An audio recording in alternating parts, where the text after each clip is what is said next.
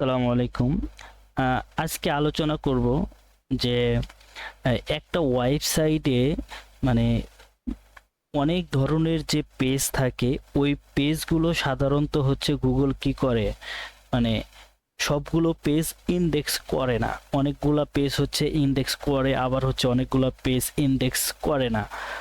আবার কিছু পেজকে গুগল প্রতিনিয়ত ক্রল করে, দেখে, ঘুরে ফিরে দেখে, কিন্তু ওইগুলোকে কখনোই কি করে না, ইনডেক্স করে না। আবার হচ্ছে কিছু পেজকে গুগল সাধারণত ক্রল করার পর ইনডেক্স করে নেয়। আবার হচ্ছে ইনডেক্স করার পর কিছুদিন পর গুগলের মনে হলো যে না, এই পেজটা তার কাছে অথেন্টিক না, সেক্ষেত্রে দেখা যায় যে ওইটাকে আবার নন ইনডেক্স করে দেয়।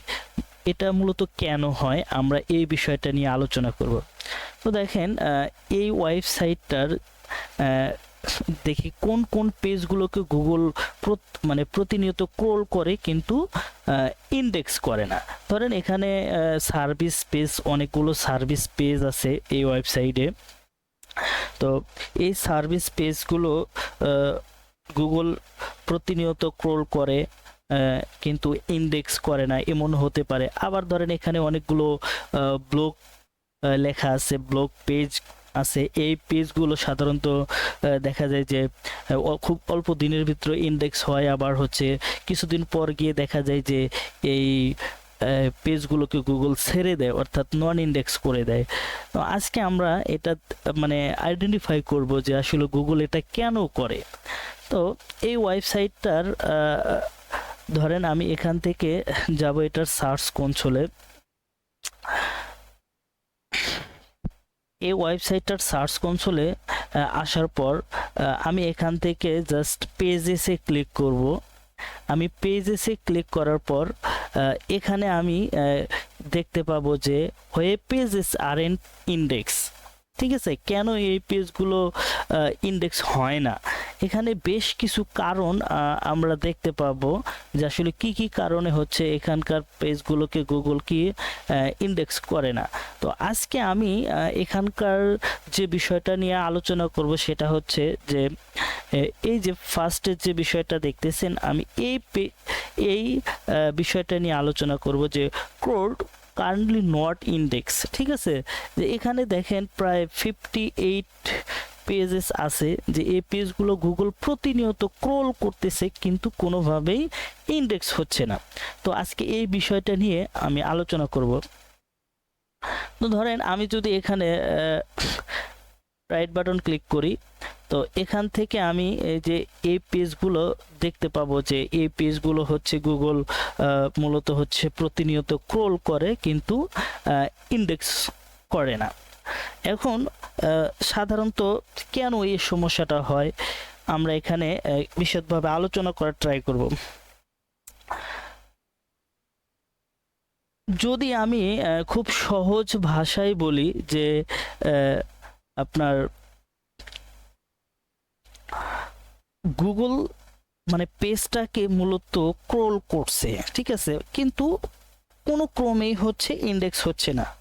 মানে গুগল বলতেছে যে এই পেজগুলো তোমার ওয়েবসাইটে আছে, ঠিক আছে, গুগল বলতেছে যে এই পেজগুলো তোমার ওয়েবসাইটে আছে কিন্তু কোয়ালিটি এবং ইম্পর্টেন্স কম। ঠিক আছে, এই পেজগুলোকে বলতেছে যে তোমার এই পেজগুলো ওয়েবসাইটে আছে কিন্তু কোয়ালিটি এবং ইম্পর্টেন্স খুব কম। কিন্তু আমরা অনেক সময় ভাবি যে এটা মনে হয় মূলত আমাদের টেকনিক্যাল কোনো ইস্যু বা ইরোর। আসলে আমরা যারা এসইও নিয়ে কাজ করি বা এসইও যতটুকু বুঝি বা আমরা বোঝানোর ট্রাই করি, আসলে মূলত এটা টেকনিক্যাল কোনো ইরোর না। ঠিক আছে, এটা আপনার যে যে বিষয়গুলা মাথায় রেখে কাজ করলে এটা এমনিতেই ফিক্স হয়ে যায়, এগুলো নিয়ে আজকে আমি কথা বলবো। আসলে ফার্স্ট অফ অল হচ্ছে এগুলা মূলত আসলে কেন হয়, এই যে পেজগুলা মূলত কেন গুগল বারবার ক্রল করার কারণে হচ্ছে আপনার ইনডেক্স হয় না, আসলে মূলত কেন হয়। আমি আমি যদি এখানে আপনার লিখি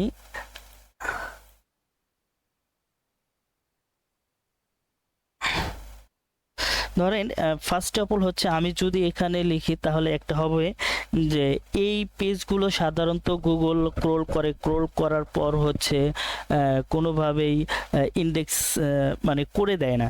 তাহলে এটার এক নম্বর কারণ হতে পারে সেটা হচ্ছে থিন কন্টেন্ট।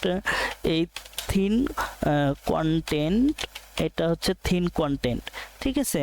তাহলে মানে থিন কন্টেন্ট কেন, এটা মানে আমার একটা ব্লগ বলেন বা একটা সার্ভিসেস পেজ বলেন, যে কোনো পেজে হচ্ছে যদি সাধারণত অল্প কিছু ওয়ার্ড বা অল্প কন্টেন্ট থাকে তাহলে গুগল এটাকে খুব সহজেই ইন্ডেক্স করতে চায় না, ঠিক আছে।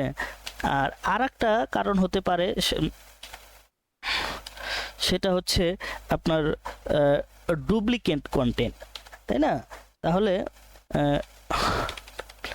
ডুপ্লিকেট কন্টেন্ট, আমি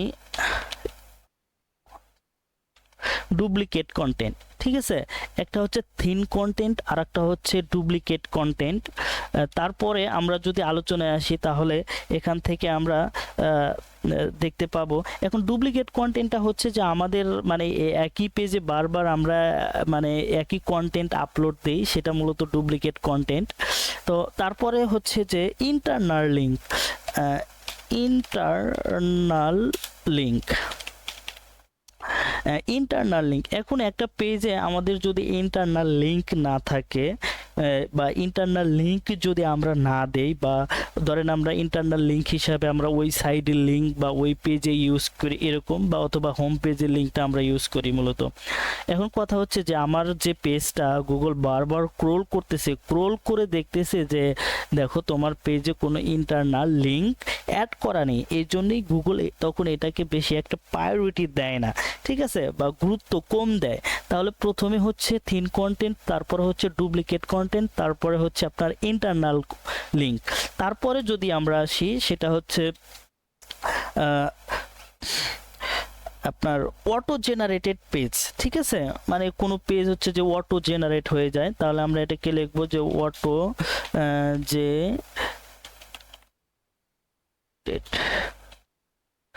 মানে অটো জেনারেটেড পেজ আর কি, বা অটো জেনারেট পেজ। যেমন পেজের শেষে অনেক সময় ট্যাগ বা অথর বা এরকম টাইপের যে পেজগুলো থাকে, সাধারণত এই পেজগুলো হচ্ছে বা এই সার্ভিস পেজ বা এই ধরনের পেজগুলোকে গুগল বারবার প্রতিনিয়ত মানে ক্রোল করে, কিন্তু ক্রোল করার পর হচ্ছে যে এই পেজগুলোকে গুগল ইন্ডেক্স হিসাবে ধরে না।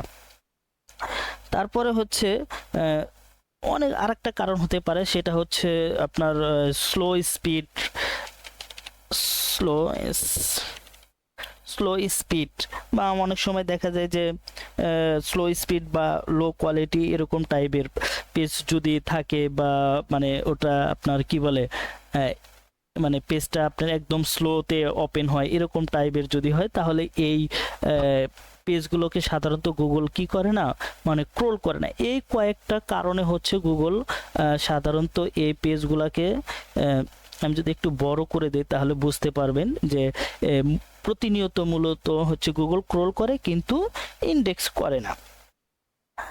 এখন এই যে দেখেন thin content, duplicate content, internal link, auto generate page বা স্লো স্পিড। আর একটা যদি আমি ধরি বা এক্সটার্নাল লিঙ্ক, আমি যদি ধরেন এক্সটার্নাল লিঙ্ক, এক্সটার্নাল বা এক্সটার্নাল লিঙ্ক, বা আমার একটা পেজের ভিতরে গুগল দেখতেছে যে না এখানে কোনো এক্সটার্নাল লিঙ্ক পেজ মানে অ্যাড করা নেই।